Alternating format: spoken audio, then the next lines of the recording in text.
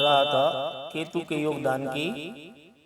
केतु जिस ग्रह के साथ बैठता है उस ग्रह की गुणवत्ता को 1000 गुना में वृद्धि कर देता है।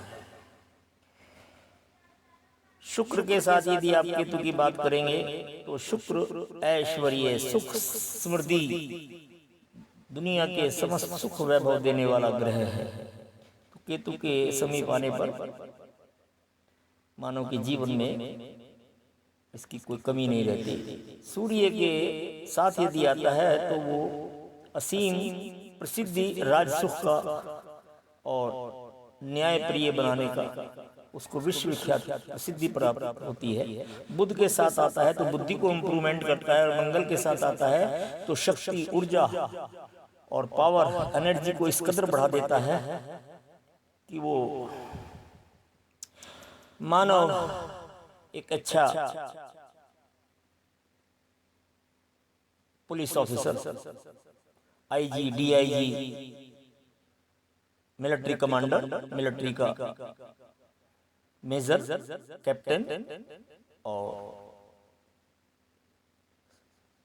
सर्जन, ऑपरेशन करने वाले डॉक्टर और एक अच्छा नेता बना देता है। ताकतवर, शक्तिशाली, संगठक, कायदे कानून असूल से चलने वाला, समाज की रक्षा करने वाला, शत्रुओं का दमन करने वाला, न्याय प्रिय नेता बना देता है, जिसकी मिसाल आज आपके सामने है। इसके मंगल और केतु की ताकत को कोई चैलेंज नहीं कर सकता। जो आएगा मुंह की खाएगा, कोई इसका मुकाबला नहीं कर पाएगा। इसकी ताकत, इसकी एनर्जी, इसकी शक्ति इतनी अत्यधिक उच्च कोटि की होती है कि बड़े बड़े धुरंधर इसके आगे पानी भर जाते हैं। इसको कोई हरा दे विश्व में नामुमकिन है। ये मंगल और केतु किस रूप में समागम करते हैं, कितने डिग्री पर करते हैं, कौन से नक्षत्र में कितना फल देते हैं, कौन सी राशि पर दृष्टि होती है तो कैसा फल देते हैं, ये एक लंबा विषय है।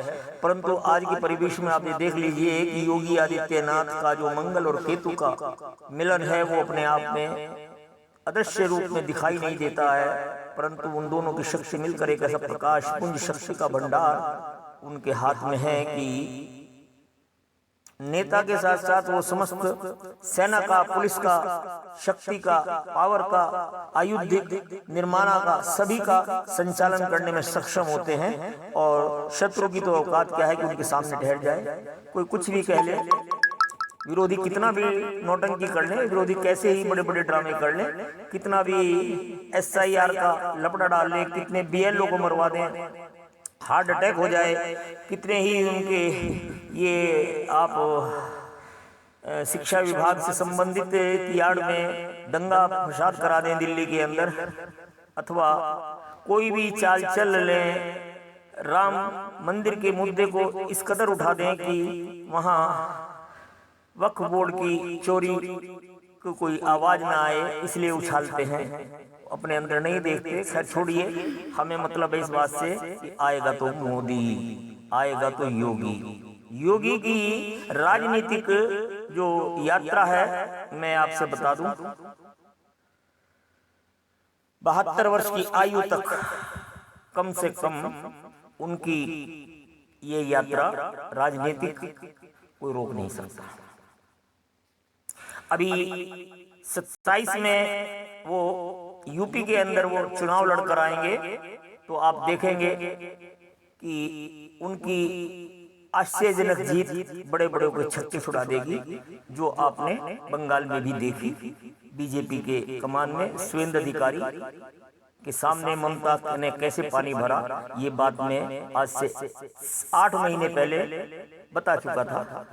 अब वो ही बात आप समझ लीजिए कि इस बार उत्तर प्रदेश के अंदर 72 से 75% सीटें लेकर योगी आदित्यनाथ विश्व स्तर पर सेंट्रल में आकर सेना के संचालन में, रक्षा विभाग में, आयुध में और पुलिस शक्ति जहां भी इस्तेमाल होती है उसका संचालन करने में भी सक्षम होंगे। साथ साथ में पूरे देश का संचालन करेंगे, हिंदू राष्ट्र का निर्माण करेंगे। उनकी शक्ति, उनकी भक्ति, उनका टारगेट इतना ऊंचा और इतना ताकतवर है कि उन्हें कोई रोक नहीं सकता, उन्हें कोई टोक नहीं सकता। ये मंगल की ताकत है उनकी। ये मंगल और केतु मिलकर जब ये रचना रचते हैं, क्योंकि मैं आपसे मंगल के नीचे जो गुरु का नक्षत्र है वो उनको समाज की एक अच्छी संगठित व्यवस्था बनाने के अंदर शक्ति का स्वरूप प्रदान कर रहा है। केतु उसकी शक्ति को न जाने कितने 1000% इंप्रूवमेंट कर देता है। यही केतु अन्य क्षेत्रों में, अन्य कार्यों में, भक्ति में, चोर चकारी में, चापलूसी में, खून खराबे में, उग्रवादी में, सभी में इस केतु का योगदान होता है। परंतु कहां, कब, कैसे, कितने नक्षत्र अंश पर होगा ये मैं आपसे बाद में बताऊंगा। आज इतना ही कह देता हूं, आएगा तो योगी कोई रोक के दिखा दे।